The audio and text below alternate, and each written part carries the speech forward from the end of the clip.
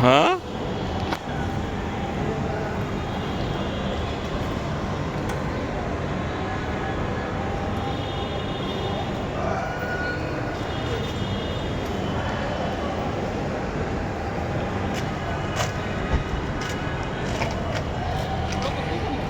হ্যাঁ ভিডিও দেখি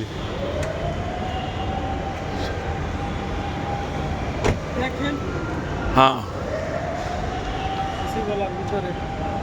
সচিবালয়ের ভিতরে হ্যাঁ এখান থেকে সবার বেতন দেয়